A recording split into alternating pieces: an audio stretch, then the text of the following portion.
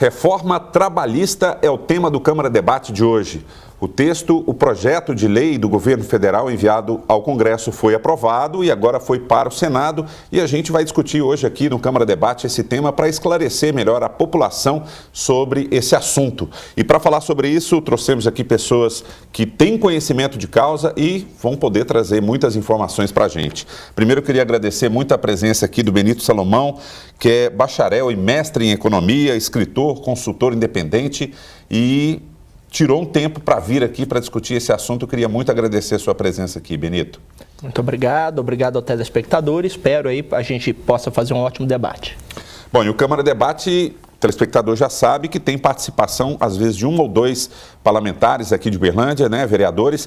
E hoje, conosco aqui, pela primeira vez, nesse primeiro mandato, e não é a última vez conosco aqui, o Wender Marques. Muito obrigado pela sua presença aqui, vereador. Seja bem-vindo. Obrigado, Fernando. Nós aqui agradecemos, né, a oportunidade de poder contribuir também e colocar o nosso posicionamento diante desse tema nacional que afeta milhões e milhões de brasileiros. Então, a gente espera poder contribuir um pouquinho no Câmara Debate. Eu agradeço o convite. Bom, nós que agradecemos a sua presença aqui. O advogado do Sindicato dos Empregados na área de saúde e também na área de gráficas veio aqui para trazer informações para a gente aqui também, que é o doutor Donizete Reinaldo, que de bate-pronto já se dispôs a vir aqui discutir o assunto, e eu agradeço muito a sua presença aqui, doutor. É um prazer todo meu estar aqui presente, principalmente ter essa oportunidade de questionar junto ao pessoal presente, principalmente ao telespectador, sobre os direitos que estão sendo totalmente cortados do trabalhador. A aprovação dessa reforma, ela vai ser uma lástima para o trabalhador. Bom, e a gente vai desmiuçar esse assunto aqui durante essa próxima hora que você nos acompanha em casa. Já esteve conosco em outro mandato, agora nesse mandato pela primeira vez aqui, é advogado também, o vereador Wilson Pinheiro, mais uma vez conosco aqui. Wilson, muito obrigado pela sua presença, tá? Obrigado, Fernando, Benito, Wender, doutor Donizete, prazer muito grande estar aqui para discutir um tema importante no momento difícil do país, de 14 milhões de desempregados, no mínimo, né? E um tema importante, é necessário, mas tem muito parlamentar aproveitando o momento para resolver o problema da sua empresa e tentando fazer muita sacanagem com o trabalhador. Então o momento não é bom, o Congresso está desmoralizado, mas nós vamos discutir aqui. Infelizmente a sociedade não percebeu a importância do tema ainda. Bom, eu começo então já com o Wilson Pinheiro tocou nesse ponto assim. Vocês acreditam que tem muito lobby por trás aí dessa questão? Vamos conversar com os mais jovens aqui, Benito. Sem dúvida nenhuma, né? O que de forma nenhuma deslegitima o processo de aprovação e de legislação sobre esse tema. Primeiro, porque é uma demanda nacional já de bastante tempo. Segundo, porque no Brasil ela tem chegado atrasado em relação aos demais países. Muitos países avançados aí já promoveram reformas nas suas leis trabalhistas que privilegiassem a adoção do contrato individual sobre a legislação. Então, a flexibilização disso já era uma demanda de bastante tempo. E, em terceiro lugar, e mais importante, porque o que se espera de uma legislação trabalhista? Absolutamente se espera duas coisas. Primeiro, que ela dê segurança ao trabalhador e, segundo, que ela dê competitividade às empresas. Uma legislação trabalhista eficiente, ela deve ser guiada por esses dois aspectos. No caso brasileiro, não ocorre nem uma coisa nem outra. Por quê? Uma vez que você tem uma legislação trabalhista com 922 artigos e que cria uma série de obrigações que, de certa forma, não se adequam aos estilos de negócios contemporâneos, você cria um ambiente muito perverso no campo da geração de empregos, que é o desincentivo à empresa a contratar. Então, a queda na demanda por empregos. E isso vai repercutir sobre dois números, principalmente. A taxa de desemprego, e a nossa taxa de desemprego é historicamente elevada. Recentemente chegamos ao número de 14,2 milhões de desempregados. E a taxa de informalidade do trabalho, que aí já é um problema muito mais grave, porque você tem 55 milhões de brasileiros que estão alijados de qualquer direito trabalhista. Não tem direito a férias, a 13º, não tem direito a muitas das proteções que estão lá contidas, a contribuição previdenciária, e dessa forma, uma reforma trabalhista que vise flexibilizar um pouco essas regras, é importante que se diga, sem mexer em princípios básicos como o FGTS, como direito a férias, como o próximo 13º, ela é muito bem-vinda no sentido que ela vai promover no longo prazo uma migração de parte desse contingente de 55 milhões de trabalhadores que estão hoje no mercado informal para o mercado formal de trabalho, tendo acesso, sim, a um mínimo de segurança. E isso, por outro lado, vai produzir também uma maior competitividade das empresas. Por que é importante dizer isso? Porque se nós olharmos sob parâmetros internacionais, o custo unitário do trabalho na economia brasileira é dos maiores do mundo. Países avançados têm, em média, um custo unitário do trabalho 1/4 do nosso. Quando comparamos ali, além do salário, a todos os encargos que envolvem a contratação, a manutenção e a demissão de um trabalhador. E quando nós olhamos a produtividade do trabalho, que já entra na outra ponta, a produtividade dos trabalhadores nesse país são, em geral, 4, 5 vezes maior do que a do nosso trabalhador.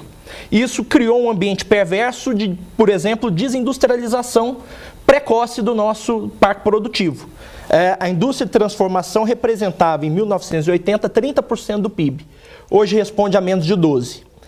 Então, essa desestruturação do nosso parque produtivo, em grande medida, ela é a causa do nosso baixo crescimento, em grande medida, ela é a causa dessa informalidade, e isso pode ser revertido, começar a ser revertido, é lógico que é um processo iniciante ainda, a partir da aprovação dessa reforma. Doutor Benito, mas, interrompendo o senhor, nós temos que perceber o seguinte: infelizmente, o Brasil é um país com desenvolvimento muito pequeno, com nível de atividade econômica muito difícil, grande parte dos empresários sequer tem imóvel próprio, enfrentam um valor do aluguel altíssimo, uma tributação muito violenta, e uma parte desse empresariado que não respeita direitos mínimos do trabalhador. Se a gente pegar, por exemplo, a quantidade de trabalhador que sequer tem a carteira assinada, né? Começa lá na zona rural, depois vem para a cidade. Os trabalhadores domésticos, né, grande parte não tem sua carteira de trabalho assinada. Então, em função disso, você fazer uma legislação favorecendo o individual e retirando o coletivo, isso é muito grave. O doutor Donizete aqui atua no movimento sindical também. Hoje, a convenção coletiva, sindicato com sindicato, ela predomina sobre o acordo coletivo, que é o sindicato com a empresa. A lei que está sendo votada, ela vai dar mais força o empregado com seu patrão. Uma empresa pequena, né, e num momento de desemprego, de dificuldade, o empresário, né, ou o representante do empresário vai chegar e o trabalhador vai assinar acordo individual retirando direito, ou seja, eu vou aceitar isso, senão eu vou perder o meu emprego. Então é um momento de muita gravidade. Tem algumas alterações que estão sendo propostas na CLT, são gravíssimas e pode causar uma volta a uma semi-escravidão. Tem coisa que é importante, é lógico que a lei tem que ser atualizada, mas tem coisas gravíssimas que nós vamos pontuar. Tem um problema também, é que, de novo, o único que está pagando o preço, talvez até pela incompetência do empresariado, é o trabalhador. Por quê? Nós estamos aí com uma indústria sucateada. A competitividade, principalmente no ramo empresarial, ele vai se debater com os grandes, que é a China, o Japão, os Estados Unidos, que agora estão virando mercado exportador. E está pegando o Brasil de uma forma do quê? A indústria sucateada, sem preparação, sem empresário preparado. E quem está pagando esse preço? O trabalhador brasileiro, que vai virar chinês. Na realidade, nós estamos pegando o modelo chinês, aplicando para o empregado, para tentar ver se o empresário vira chinês, um empresário chinês. E não vai ser por aí, porque os Estados Unidos foi para a China. Todos os países estão dentro da China.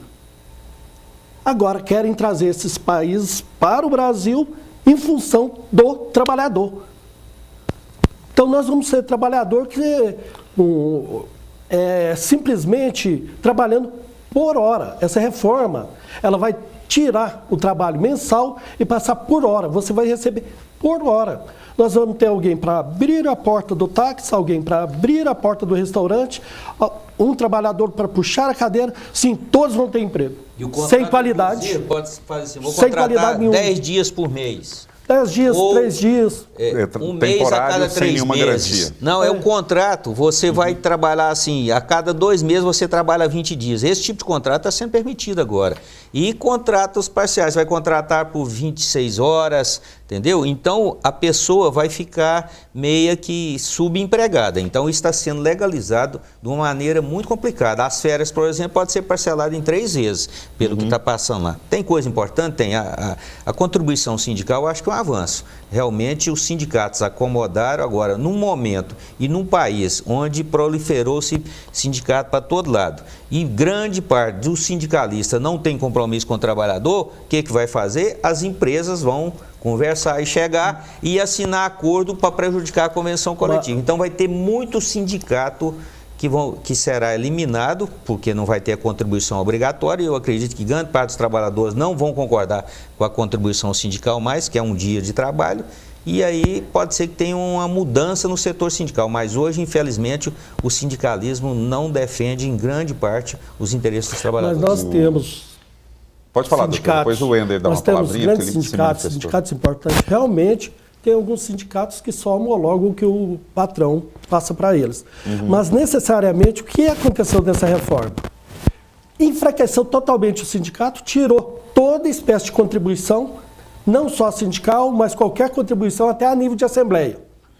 Hoje, o sindicato possivelmente terá que sobreviver do associado, enquanto o sindicato patronal vai continuar com todos os recebimentos e, principalmente, porque o sindicato patronal vive do sistema S. A contribuição sindical no patronal não representa nem 10% do que ele recebe. Nós temos um exemplo da Federação da Indústria de São Paulo, que 60% é do sistema S, dá 16 bilhões. Então nós vamos ter um sindicato enfraquecido, sem contribuição, sem liberdade de estipular contribuição,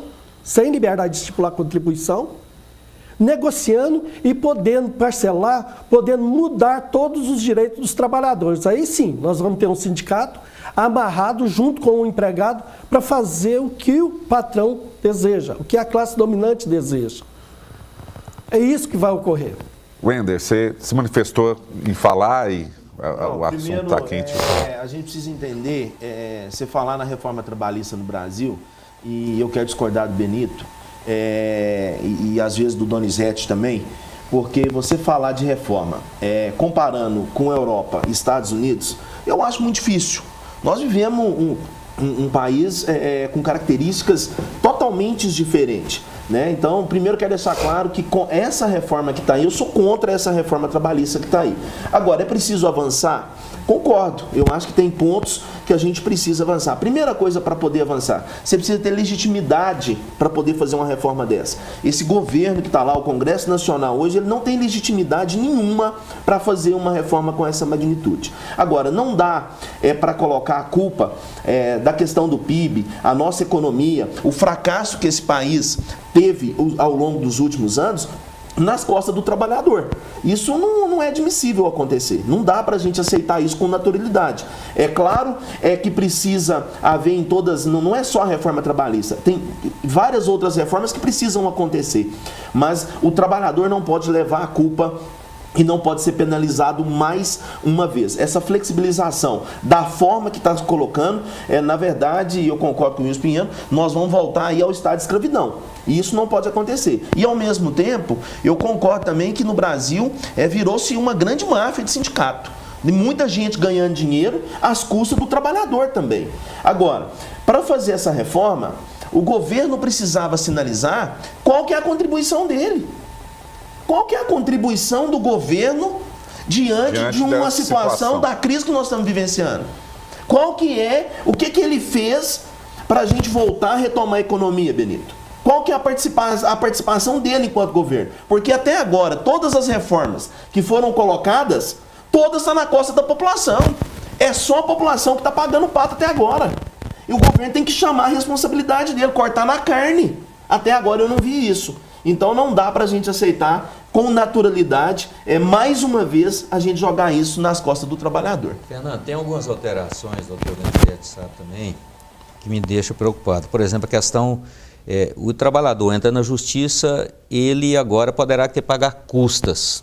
Hoje, ele é isento de custas. Ele poderá pagar honorários para o advogado da empresa. E em caso de perícia, dificilmente, se ele perdeu a perícia, faz uma perícia de insalubridade, periculosidade, né?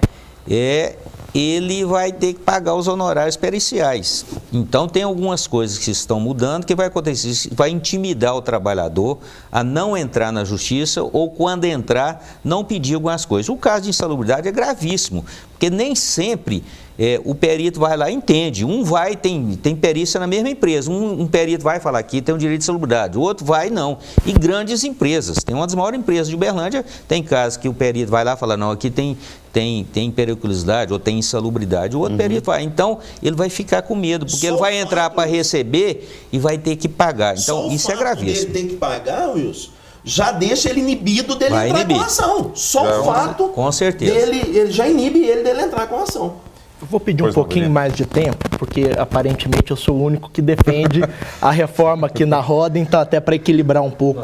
Não, especialmente, tem pontos positivos e tem pontos negativos. Pelo que eu entendi, não é todo mundo aqui é a favor de uma reforma, mas não do jeito que ela está sendo exposta. Se a gente pudesse construir uma nova legislação, melhor ainda, né? Fazer uma nova CLT. Assim, esse negócio de reforma você não acha que o governo está com muita pressa de fazer essa reforma? Eu acho que, em primeiro lugar, a CLT, se não me falha a memória, os senhores advogados me corrijam aqui a data se eu estiver errado, ela foi criada em 1943, pelo governo Vargas. Então, discutir legitimidade de governo, se fosse para discutir, a gente deveria ter discutido quando ela foi criada. Foi criada numa ditadura. Então, não faz o menor sentido discutir legitimidade do Congresso aqui ou ali, né? Foram todos eleitos. Então, estão fazendo o trabalho deles, goste ou não. Alguns compraram, né? Não, mas por outro lado você tem o lobby sindical também. Você tem o lobby sindical. Vendeu o voto também. Então tem o político que compra e tem o eleitor que vende o voto. Então, claro, grande parte pelas denúncias lá não representa. Você tem o lobby sindical também. Tem também. Né, que opera no Congresso e nós sabemos, né? Enfim, isso é importante ser colocado. De 1943 para cá, nós temos aproximadamente 80 anos aí, desde que a CLT foi criada. Então, num horizonte de 80 anos aí, nós podemos auferir alguns resultados da CLT enquanto política pública. O primeiro resultado é que ela absolutamente fracassou no sentido de distribuir renda. Porque você não distribui renda, você não distribui riqueza, penalizando o gerador dela. O agente gerador de riqueza, que é quem assume riscos, né? Quem assume os riscos de produção, que é o empresário. E a CLT, em grande aspecto, ela é punitiva aos empresários. Primeiro porque ela estabelece um conjunto de regras, é difícil a compreensão. A grande empresa nem tanto. A grande empresa, em geral, cumpre com a legislação trabalhista vigente. Mas quando você desce para o horizonte das pequenas, das microempresas, dos microempreendedores individuais, já há uma maior dificuldade e, às vezes, o cara só vai saber que ele está infringindo a lei quando ele é processado. O Brasil é campeão do mundo em causas trabalhistas isoladamente. O ano passado foram 3.900.000 causas instituídas na Justiça do Trabalho. Aliás, a Justiça do Trabalho já é uma categoria do judiciário que poucos países do mundo adotam. Benito, a agenda das varas de trabalho de Uberlândia está sendo em Uberaba 2019, já está no meados de 2019. O que aconteceu? Com o desemprego, muitos empresários demitiram e não deram conta de pagar. E outros não pagaram de malandragem também. Tem as duas opções. É a dificuldade. E o trabalhador que ficou desempregado, que não reclamaria numa situação normal de pleno emprego, falou, eu estou desempregado, estou de folga, vou entrar para me receber um troquinho. Então, praticamente dobraram as ações trabalhistas. Nós estamos em meados de 2019. Agora, eu queria só concluir, porque eu acho importante que essa reforma, ela retira alguns direitos. Eu acho que não. Primeiro, o salário mínimo está garantido. Não. Né? A regra, com licença, a regra de reajuste do salário mínimo a contratação é a inflação. proporcional, a pessoa pode ficar vinculada à empresa e ganhar meio salário mínimo. Mas pode ser vantajoso para essa pessoa. O que eu acho que é preciso compreender é que eu posso falar? Pode. Eu gostaria de falar, né? Eu respeitei a sua vez de falar, eu gostaria que o senhor respeitasse a minha. Então, o que eu gostaria de dizer é que o modelo de negócio do capitalismo moderno, ele não é mais o modelo de negócio do capitalismo dos anos 40. Então, hoje, é comum o trabalhador trabalhar em 3 ou 4 empregos, né, e às vezes ganhar até mais por isso. E é vantajoso e ele quer fazer isso.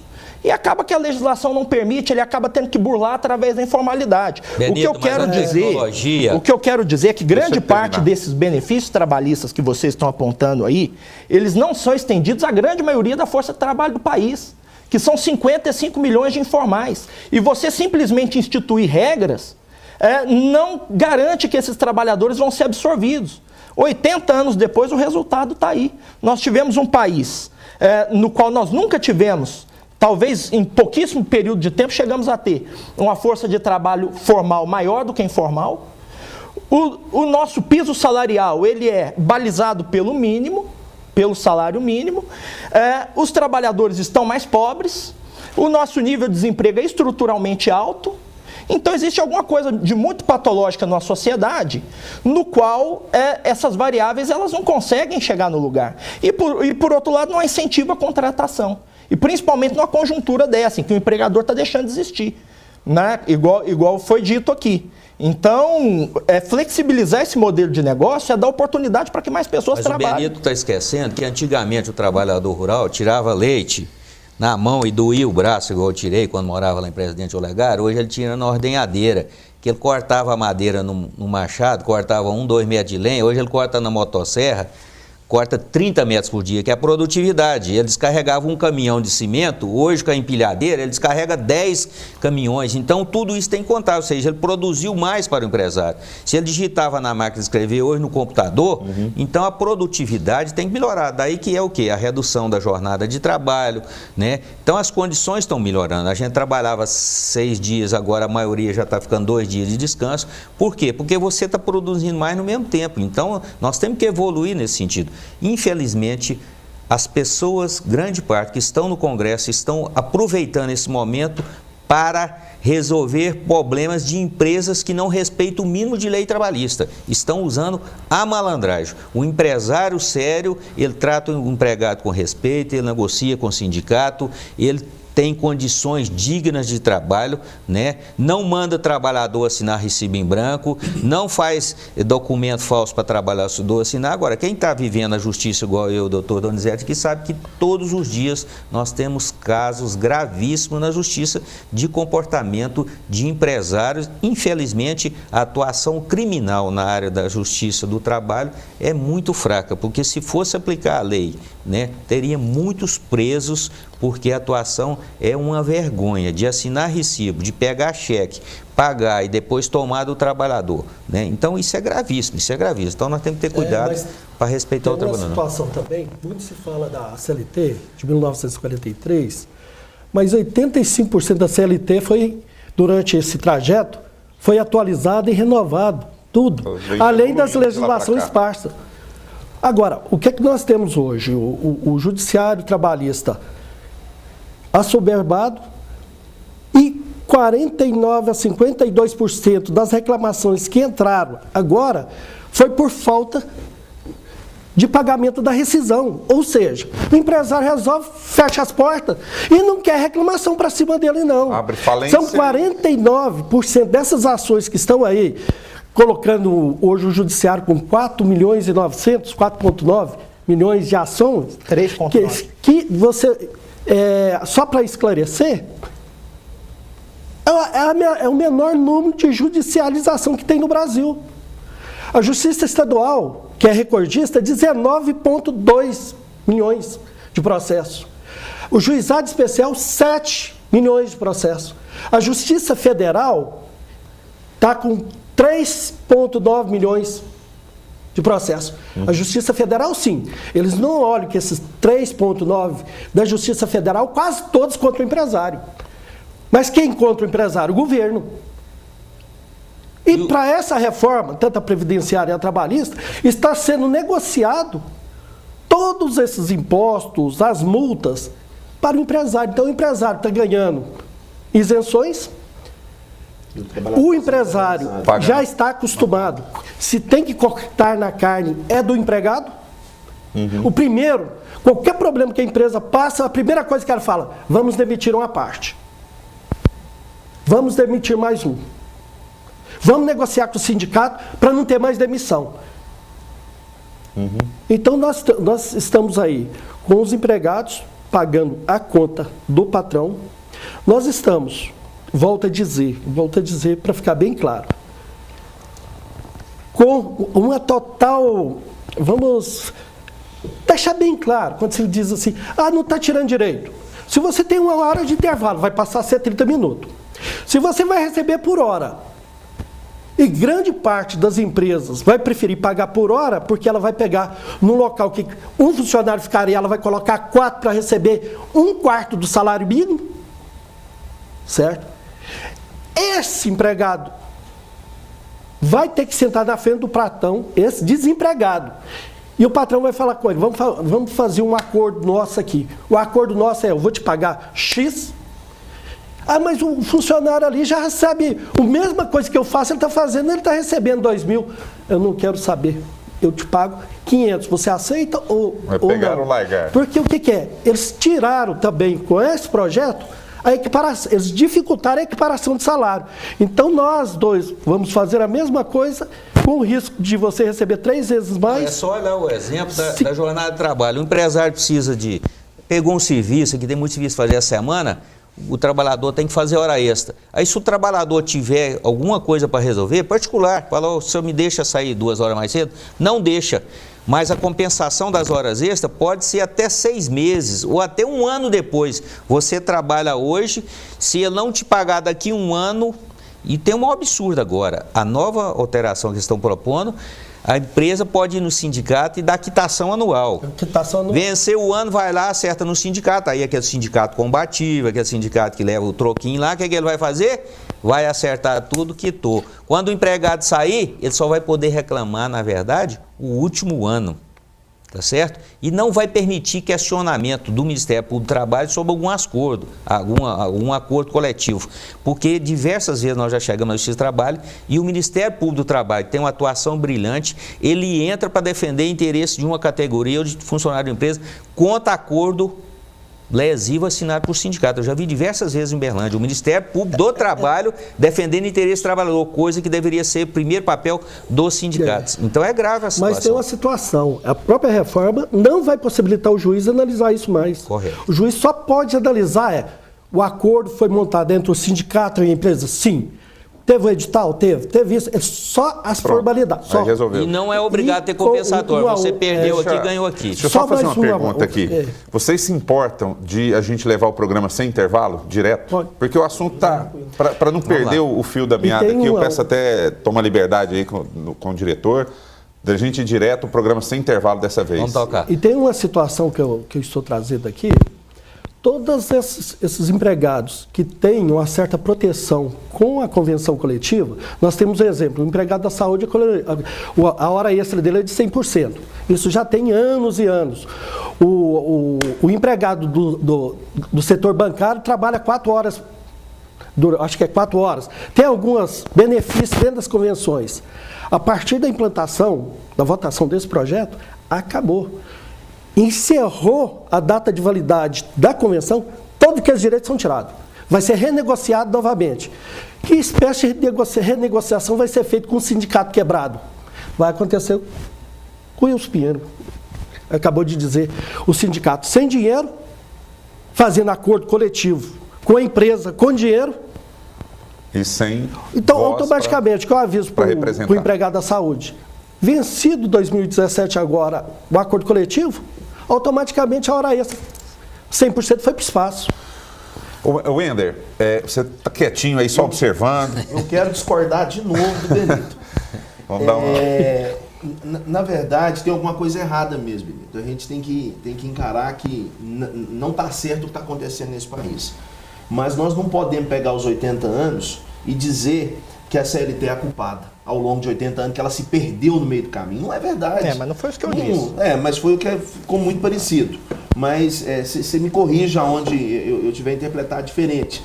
Mas no cenário que nós estamos vivenciando hoje, ao longo desses 80 anos, o que aconteceu foi esse país ser roubado por um monte de político corrupto que usa os cargos para poder, em benefício próprio, se defender. Quando o Wilson coloca que tem um monte de interesse de deputados defendendo o próprio umbigo lá dentro, é a pura verdade. E sem contar quantos que estão vendendo o voto, pegando dinheiro para poder votar contra o trabalhador.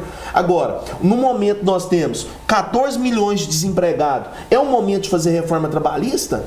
É um momento, como que não tira direito? Se você coloca um trabalhador para ganhar por hora, como que não está tirando direito? Se você pegar a reforma, ela tira direito do início ao fim. Na verdade, tem coisas que precisava mudar que não está na reforma. Mas essa reforma que colocou, que eu não acredito que vai ser votada, eu quero colocar de público, eu não acredito de forma alguma, porque não pode ser votado. Na hora de fechar, não vai ser votada dessa forma, não pode ser votada dessa forma. É um crime ao Brasil essa reforma trabalhista da forma que ela está sendo colocada. Nós não pode pegar, colocar a culpa do que esse país está passando em cima daquele que ganha menos.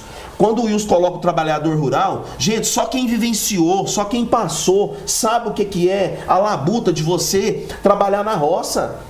E você querer que uma senhora aposenta com 60 anos. Você entendeu? Tirando você o mínimo de 15 anos para 25 anos. Para aposentadoria é uma loucura. A forma que está sendo colocado, mesmo que seja 40 anos, é muito, né? Agora, nós precisamos avançar, Benito? Precisamos. Nós sabemos que o empresariado está com dificuldade, sabemos. Mas a culpa não é só do trabalhador. Nós temos que entender, e eu volto a frisar de novo, eu não consigo entender como que se faz qualquer reforma sem você dar o sinal do que você fez. A contribuição da sociedade ela é importante, mas o governo tem que sinalizar qual foi a parte dele. Qual que foi a parte dele, qual que é a parte do empresariado. Nós precisamos primeiro, quem é o dono, porque o que tem menos nessa história é o trabalhador. Ele tem que ser o último a ser consultado, ele tem que ser o último a ser penalizado. A parcela dele tem que ser bem menor do que do empresário e do que o governo. O governo precisa sinalizar qual que é a parte dele, o que ele vai fazer. E, sinceramente, você disse que não concorda que essas pessoas foram votadas. Eu quero discordar de você de novo. Esse Congresso Nacional não tem legitimidade para votar reforma nenhuma no Brasil. Nenhuma. Quero discordar de você novamente. Fernando, uma mudança importante. Quer falar, Benito? Eu vou esperar o Wilson. A hora de transporte, por exemplo, ela está acabando. Aí você fala assim, mas pega o transporte rural. Quando eu mudei aqui para a região, nós tivemos um caso em Tuiutaba, 36 empregados, trabalhadores rurais, morreram, um caminhão boiadeiro capotou dentro de uma represa lá em Tuiutaba. 36, inclusive menores. Eu participava na época do movimento sindical rural, da FETAENG, e estive lá. As pessoas morreram abraçadas na grade daquele caminhão de madeira, era caminhão de gado, puxava. Nós fizemos uma paralisação em Araguari, apanhador de café em Araguari. A reivindicação era salário mínimo e água potável. Tinha empresa lá que fornecia água em galão de veneno de defensiva agrícola. Aqueles galão lavava e punha aquilo, o pessoal tinha que beber aquilo. Era assim, em 84 aqui.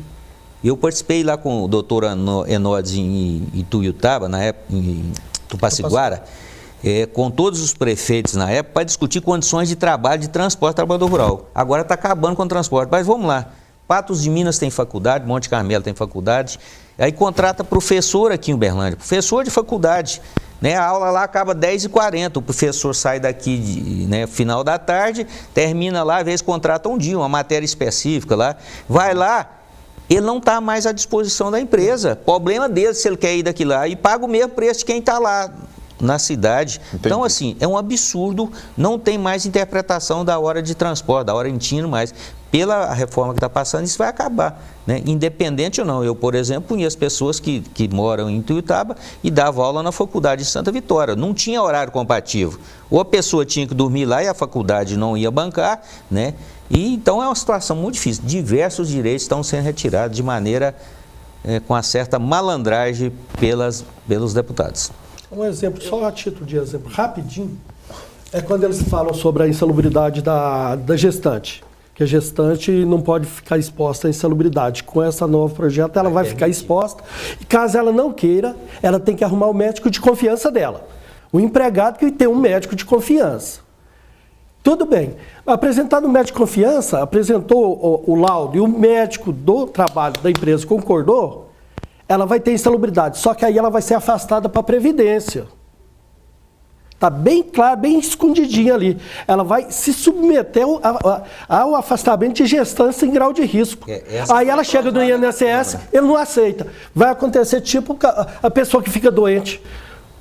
Apresenta o atestado médico, a empresa afasta, paga os 15 dias, afasta. O INSS não paga. O cara fica sem receber. Benito, dessa vez. Eu gostaria de dizer, em primeiro lugar, que em nenhum momento eu disse que a culpa do país está do jeito que está é de trabalhador, vereador. Eu, em momento nenhum, disse isso. O que eu disse é que nós precisamos aqui modernizar as nossas relações, não só de trabalho, mas as gerações de se gerar negócios no país. Então, e aí aspirando voos mais altos do que nós fizemos até aqui. O que eu disse é que 80 anos depois, nós temos alguns resultados da qual nós podemos auferir em relação à CLT que está posta. O Wilson Pinheiro acabou de citar um caso aqui de 1984, no qual trabalhadores tomavam água em galão de veneno. Em 1984 já havia CLT tal qual nós temos hoje. Já havia desrespeito às relações trabalhistas tal qual nós temos hoje. Então, o fato de a reforma estar vindo e mexendo em algumas questões, ela não muda em grande parte alguns aspectos e alguns desrespeitos, e aí não só ao trabalhador, mas ao ser humano, né? Porque tratar de certa forma, dessa forma relatada que alguns trabalhadores, isso é desumano, é uma questão até de criminalmente, né? De se punir criminalmente esse empresário. A reforma trabalhista, ela vem no sentido a garantir cidadania a mais pessoas. O Brasil tem 204 milhões de pessoas. Desses 204 milhões de pessoas, nós temos uma PEA, população economicamente ativa, de aproximadamente 110 milhões de pessoas. Desses 110 milhões de pessoas, nós temos 55 milhões de trabalhadores informais, sem qualquer proteção. E que, portanto, estão sujeitos a esse tipo de tratamento que o senhor relatou aqui. Dos 55 milhões restantes, para inteirar os 110 da PEA, nós temos 33 milhões de carteira assinada, trabalhadores em regime CLT. E nós temos 4 milhões de trabalhadores em regime estatutário no serviço público federal, estadual e nos municípios. Portanto, nós temos alguma coisa ali próximo de 39 milhões de trabalhadores que esses sim têm acesso a algum tipo de benefício. E nós temos mais 14 milhões de trabalhadores desempregados, né? Pessoas que estão aí há mais de um ano sem conseguir uma vaga de emprego. Aí eu pergunto para os senhores, qual a contribuição da CLT para esses 55 milhões de pessoas, mais os 14 milhões de desempregados? Nenhuma. Eles estão muito mais sujeitos a esse tipo de tratamento aí que foi relatado aqui, do que aqueles trabalhadores que estão incluídos. Então, qual que é a proposta da reforma trabalhista? É levar direitos a mais pessoas. É levar uma quantidade de direito de férias, ainda que em 3 vezes, ainda que... mas a mais pessoas, entendeu? Para que a gente possa inverter esse gráfico. O gráfico de trabalhadores vinculados a algum tipo de proteção, a benefício previdenciário, etc. e tudo, ele possa ser maior do que os que hoje não têm nada. Uma questão interessante aqui que foi dito, a questão do trabalhador rural, né, que antes coletava no machado a lenha e hoje na serra elétrica. Produtividade. Tá, mas quando nós vamos observar o mercado de trabalho do Brasil, 3/4 dos trabalhadores eles estão empregados no setor de serviços, onde a produtividade é negativa. E sendo negativa a produtividade nesse setor, o incentivo a contratar é menor ainda, né? Porque você não tem condição de incluir novos trabalhadores na sua planta de serviços. Então, o campo passou por uma revolução nos anos 70 com a Embrapa, graças a Deus vai muito bem, o PIB do primeiro trimestre deve vir positivo graças à super safra deles, mas o trabalhador de lá, em grande medida, ele não está vinculado ao mínimo mais. Um trabalhador que dirige uma colheitadeira é um trabalhador altamente especializado. Né? A mesma coisa o trabalhador da indústria. Onde a indústria conseguiu sobreviver, o parque industrial conseguiu sobreviver no Brasil, ela tem empregado, tem cumprido os regimes, as regras vigentes, e mais do que isso, ela não substitui o seu trabalhador porque o custo de substituição é muito alto. Aquele trabalhador é treinado para estar lá. Aonde nós temos problema como rotatividade, informalidade e desemprego, setor de serviço e setor de comércio, setor com baixo teor de tecnologia, setor onde em geral estão as micro e pequenas empresas do país, setor onde o empresário, ele é muitas vezes como se fosse um trabalhador, só que também sem direito nenhum. Renato, eu queria dar um exemplo. Eu estou pegando mais a questão da CLT, o doutor Donizete também, o que já foi aprovado na Câmara e que foi para o Senado. Essa questão da mulher trabalhadora grávida é uma das questões que os senadores estão negociando, só porque está tudo armado. Em função das denúncias da Friboi, possivelmente mude as coisas, mas o combinado é o seguinte, passa rápido no Senado e depois o governo federal faria medida provisória. Mas eu vou dar um exemplo bem simples. O uniforme está mudando lá na CLT. Né? Hoje, o trabalhador... ele tem direito ao uso da sua imagem, ou até uma reparação. Algumas áreas a indenização é maior, no caso dos atletas, do futebol e tal. Agora o que vai fazer? A empresa Volkswagen, o trabalhador é obrigado a ir de uniforme, de macacão, e ela vai vender espaço. Estou dando um exemplo, no macacão da Volkswagen, por exemplo, vai ter lá baterias Moura, pneus Pirelli, ela vai vender o espaço e o trabalhador vai ser forçado a usar e não vai ter nenhum benefício financeiro. Então vai ter que lavar. Né? Vai ter que lavar, porque lá fala agora que o uniforme, a não ser em condições especiais, por exemplo, no caso do hospital, o hospital tem que lavar porque tem normas especiais por causa da infecção hospitalar. Mas ele vai ter que usar o uniforme, ela vai vender espaço, um daqui, sair igual uma árvore de Natal para a rua e ela vai vender espaço, o trabalhador não tem benefício. Isso é uma das alterações que está propostas agora, concretamente nos artigos da CLT. E outra coisa que eu ouso discordar, nós não podemos aplicar. Eu não posso tirar de quem está trabalhando para dar para quem não está trabalhando. Eu tenho que dar emprego para quem está fora do serviço. Agora, vamos aplicar essa lei Robin Hood. Vamos tirar o direito de quem está trabalhando. Ele vai, você está trabalhando, então nós vamos retirar alguns direitos para que o patrão possa contratar. Só que a preocupação, nós observamos isso, está com o passado de um empresário que foi incompetente. E que agora, frente à modernização, está pior ainda.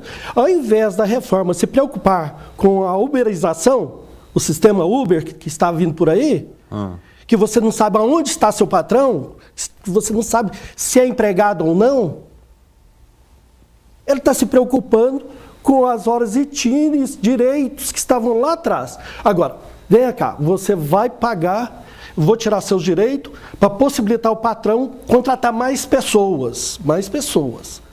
Colocar no seu parque de trabalho, mais pessoas e pagando menos direito. E ainda por cima, recolhendo, vem uma situação de recolhimento que nós chamamos de pejorização. Qualquer pessoa vai se transformar em pessoa jurídica e autônomo, virou autônomo. É esse que está na informalidade, certo? Até eu assusto quando fala 55 milhões na informalidade, mas eu acredito que não tem 55 milhões passando fome. Esse pessoal tem desenvolve tem alguma renda. Tem alguma maneira. Só que esse pessoal vai ser trazido através da pejorização. Ou seja, ele vai lá, abre uma empresa que já começa a trabalhar competindo com o empregado que está lá dentro. E qual que vai ser a opção do empresário? Tiro esse pessoal e trago mais barato. Essa é a situação. Baratear meus custos. Agora, viemos e convenhamos, o senhor lida com a área econômica, com essa área todinha. Nós estamos com uma situação, quando eu disse indústria sucateada, nós vamos colocar que o Brasil hoje está se transformando no país das commodities, que seria mineral e agrícola. Vamos colocar que o nosso parque industrial, eu sendo pessimista, não vai conseguir competir com o parque chinês, nem com o americano e nem com o japonês.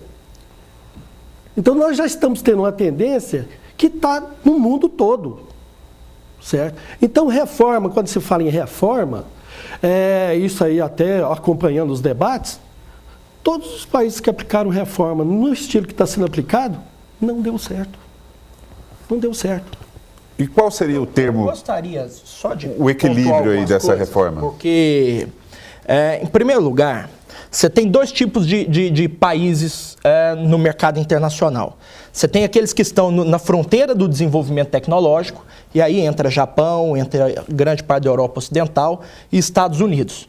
E você tem aqueles países que competem a baixo custo. Ali você tem China, Índia, México, África do Sul. O Brasil é um ponto fora da curva quando você observa sobre os dois aspectos.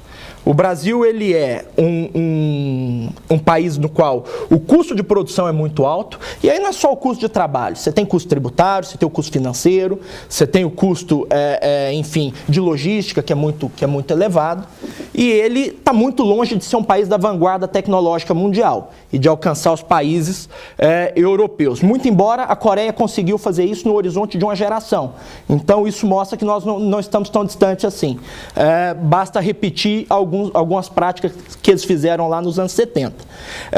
Uma colocação que eu gostaria de dizer é o seguinte: quando você diz que é preciso gerar emprego e que para se gerar emprego não se precisa penalizar, se é que pode se chamar isso de penalização, quem já está empregado, eu gostaria que você me dissesse qual que é a sua fórmula, porque dá a impressão que é um pacote de maldades que está sendo lançado aí para boicotar trabalhador.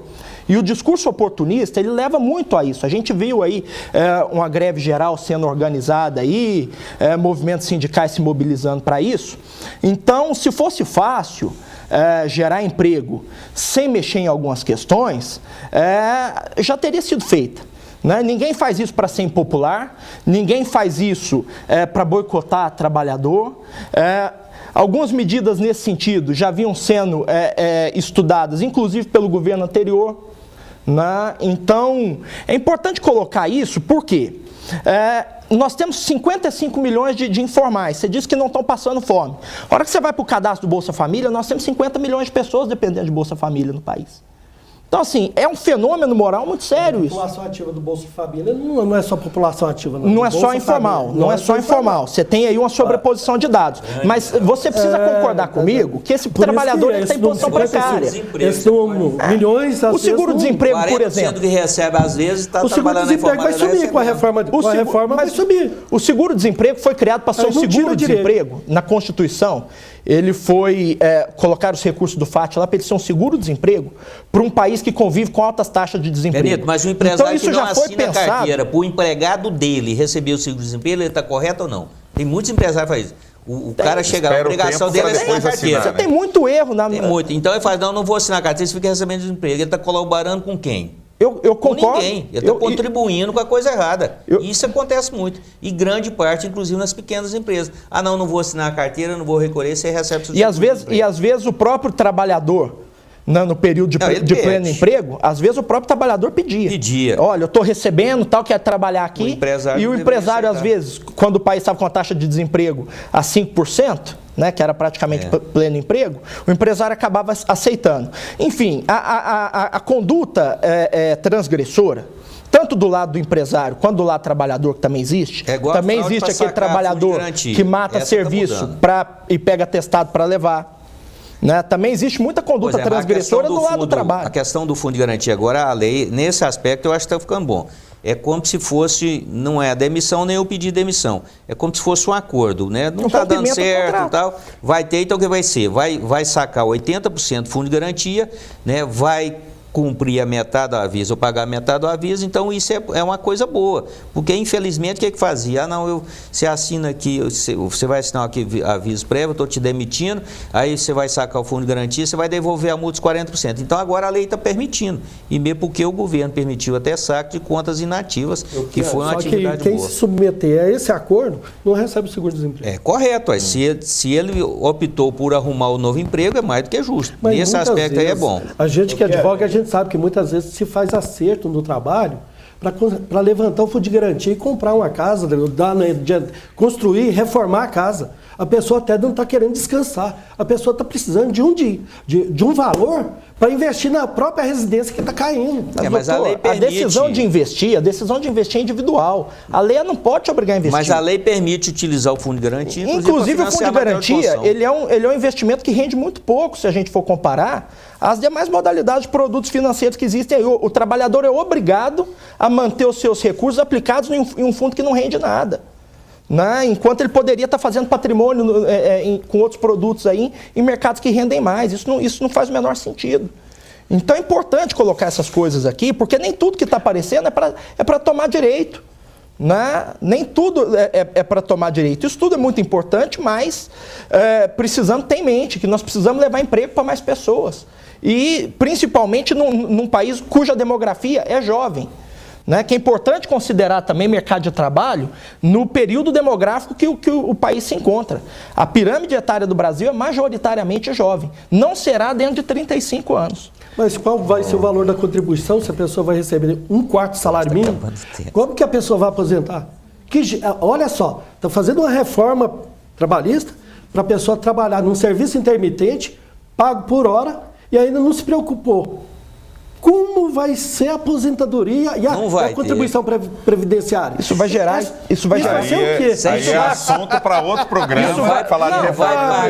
Basicamente, vai contribuir 3, isso vai gerar tempo de contribuição. Basicamente, isso vai gerar o que gerou nos países asiáticos, formação de poupança doméstica. Aquele trabalhador, ele precisa aposentar, ele sabe que o ciclo de vida dele é finito, e ele vai economizar o seu dinheiro na juventude. Os bancos querem isso. Mas é assim no mundo todo. Eu vou ter que... A decisão de poupança ela é individual. Eu vou ter que encerrar o programa, né? Que a gente tem um tempo definido aqui. Esse assunto a gente debateria ele aqui. Nós vamos deixar o Wender falar por último.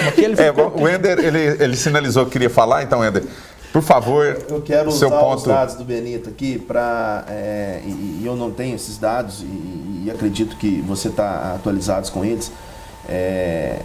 Não dá para a gente pegar essas pessoas, 55 milhões que estão na informalidade, e querer dizer que a reforma trabalhista, ela traz, Benito, a possibilidade de trazer essas pessoas para a legalidade.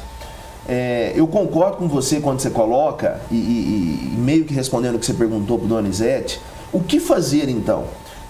Não é um pacote só de maldade. A intenção de fazer as reformas é uma necessidade no país, eu acho que ninguém discorda disso. A forma que está sendo conduzida é que está sendo errada. E da forma que chegou e está completamente errada. Agora, nós precisamos, por exemplo, dar mais liberdade para o empresariado para que ele possa contratar, mas dentro da legalidade. E aí o governo precisa desengessar. O governo precisa entrar menos dentro do privado. Precisa soltar. Agora, da forma que está acontecendo... A conta, eu volto a falar de novo, a conta está ficando por conta do trabalhador e é isso que aí não dá para concordar. Não tem como a gente aceitar que o que ganha menos, aquele que é mais penalizado, vai ser penalizado mais uma vez. Se você pegar todas as reformas que estão nível nacional, que pode ser tema para outro programa, Fernando, tanto a terceirização, quanto a trabalhista, quanto a previdenciária, quem está pagando o preço é só o trabalhador. Agora, eu concordo com você.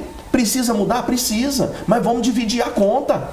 Vamos pegar qual que é a parcela do governo, qual que é a parcela do empresário, e aí a gente chega no trabalhador. Vamos flexibilizar algumas coisas que a gente entende. Inclusive uma parcela para a classe política também, né? Cortar na própria carne para poder cortar custo. Eu falo isso o tempo inteiro, Fernando. Eu não consigo entender como que o governo quer fazer uma reforma, propõe uma reforma, sem sinalizar o que ele fez.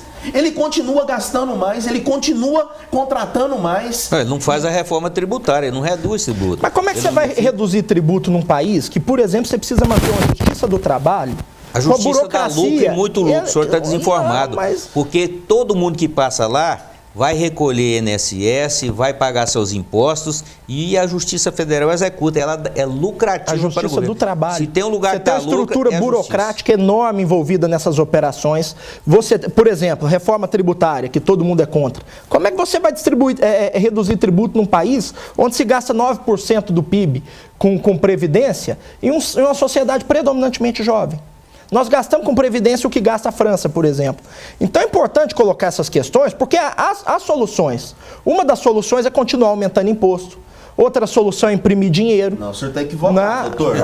Há soluções. Aí nós temos... Tem que comprar bem, tem que comprar bem. O governo tem que gastar bem o dinheiro, tem que privatizar, que rodovia, o DENIT não dá conta de fazer nada. Tem que mandar de valorizar, né? Privatiza e recebe. O governo tem que gastar na educação e na saúde. A insegurança jurídica, o resto ela tem que afugenta ser investimentos.